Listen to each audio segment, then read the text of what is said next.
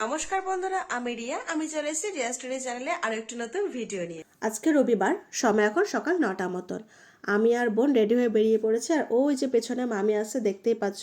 আর এই হচ্ছে আজকের আমার লুক। কেমন লাগছে অবশ্যই কমেন্ট করে জানিও। দেন রোডে আসতেই দেখলাম বোনের এক বান্ধবীর বাবা গাড়ি নিয়ে দাঁড়িয়ে আছে। তারপরে ওনার গাড়িতে উঠে প্রাকৃতিক দৃশ্য দেখতে দেখতে পৌঁছে গেলাম আজকের গন্তব্যস্থলে। আর আজকে কোথায় আসলাম তোমাদের তো বলাই হয়নি। আজকে এসে আমার বোন যে ম্যাডামের কাছে পড়ে, সেই ম্যাডাম আর ওনার স্টুডেন্টরা আর স্টুডেন্টদের গার্জিয়ানরা মিলে একটা পিকনিক করছে সেইখানে। তো দেখো কি সুন্দর গাঁদা ফুলের মাঝখান দিয়ে চলে আসলাম লিচু বাগানে। এখানেই হবে আজকের আমাদের পিকনিকটা। আর দেখো জায়গাটা কত সুন্দর, যেখানে আমরা পিকনিক করছি তার পাশে কত গাছ লাগানো, ধনেপাতা গাছ, পেঁপে গাছ, ভুট্টা গাছ, গাঁদা ফুল গাছ, সর্ষে গাছ, আরো কত রকমের গাছ। কি সুন্দর জায়গাটা, তাই না বলো? একটু এদিক ওদিক ঘোরাঘুরির পর ব্রেকফাস্ট করতে বসে পড়েছিলাম। আর ব্রেকফাস্টে ছিল নানপুরি, সাথে ছিল চানা মশলা, দারুণ খেতে ছিল। আর ছিল শীতকালে স্পেশাল নলেন গুড়ের সন্দেশ, সন্দেশটাও বেশ দারুণ ছিল। তো খাওয়া দাওয়া কমপ্লিট করে চলে গেছিলাম পাশের একটা গাঁদা ফুল গাছের বাগান। তো ওই কাকুটা বললো যে গাঁদা ফুল গাছটা নাকি কেটে দেবে, তার জন্য আমরা কটা ফুল নিয়ে নিলাম। তো তারপরে এসে খেয়ে নিলাম গরম গরম পকোড়া, আর খেয়েছিলাম গরম গরম কফি। এখন এখানে কিছু অনুষ্ঠান হবে, সেটাই দেখবার। ইনি হলো বোনের ম্যাডাম। তো চলো আমার সাথে সাথে তোমরা একটু অনুষ্ঠান দেখে নাও। একজন মা প্রদীপ জ্বালিয়ে প্রার্থনা করছেন। পাশের ঘরে তার ছেলে ঘুমোচ্ছে, কখনো হেসে আবার কখনো ভ্রু কুঁচকে। মা জানতেন এই ছেলেটা সাধারণ নয়, আবার ভীষণ অস্থির। ছেলেটার নাম নরেন্দ্রনাথ দত্ত। ছোটবেলা থেকে এসে প্রশ্ন করত, মা সত্যি কথা বললে ভগবান রাগ করে? নমস্কার, কবি সুকান্ত ভট্টাচার্যের লেখা কবিতা বিয়ে বাড়ির মজা। বিয়ে বাড়ি বাজছে সানাই, বাজছে নানান বাদ্য, একটি ধারে তৈরি হচ্ছে নানা রকম খাদ্য। হইচই আর চেঁচামেচি, আসছে লুচির গন্ধ, আলোয় আলোয় খুশি সবাই, কান্নাকাটি বন্ধ। বাসর ঘরে সাজছে কোণে, সকলে উৎফুল্ল।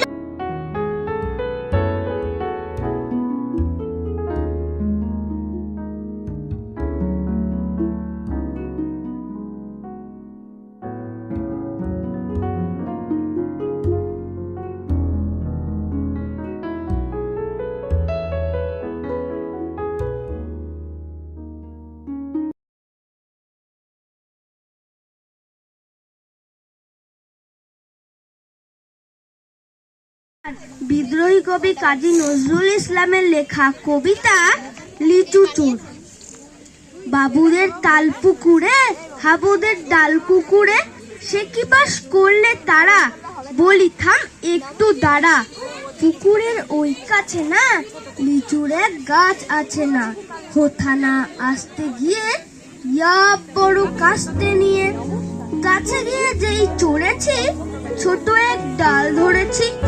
ও বাবা,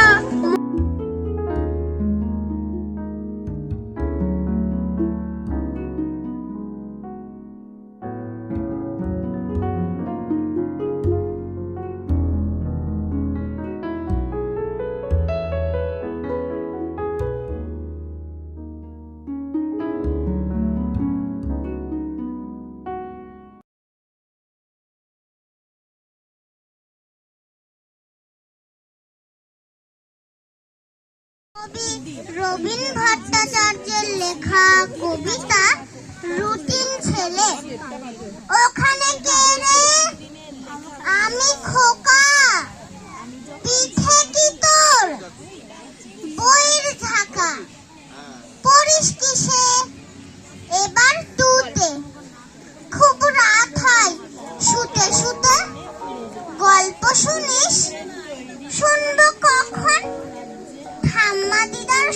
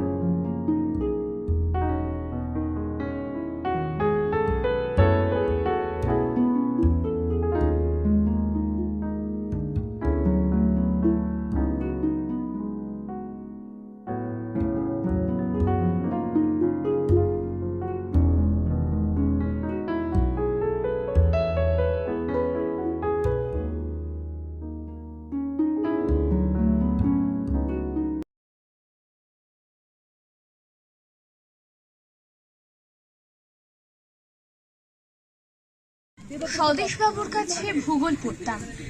প্রথম দিন একটা ধারালো লেড পেন্সিল হাতে ধরিয়ে তিনি আমায় ভারতবর্ষ আঁকতে বলেছিলেন।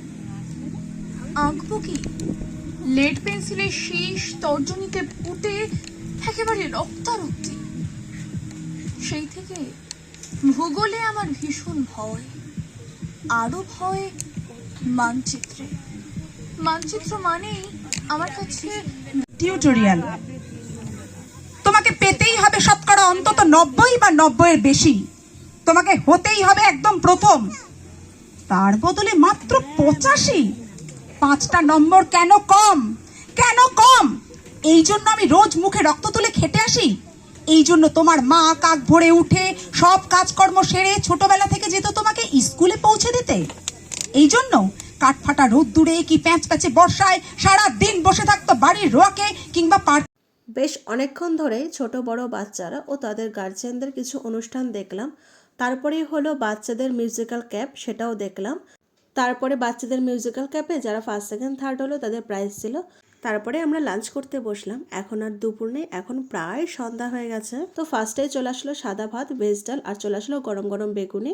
তো সাদা ভাত ভেজ ডালের মধ্যে আমি একটু লেবু চিপে নিয়ে বেগুনি দিয়ে খেয়ে নিলাম, বেশ দারুণ লাগলো। তারপরে পাতে পড়ে গেল দই কাতলা, তো একটু মাছ নিয়ে সাথে একটু গ্রেভি নিয়ে খেয়ে নিলাম, বেশ দারুণ লাগলো। তারপরে চলে আসলো আজকে সস স্টফার ফ্রাইড রাইস, আর সাথে ছিল চিকেন কষা, সাথে ছিল স্যালাড।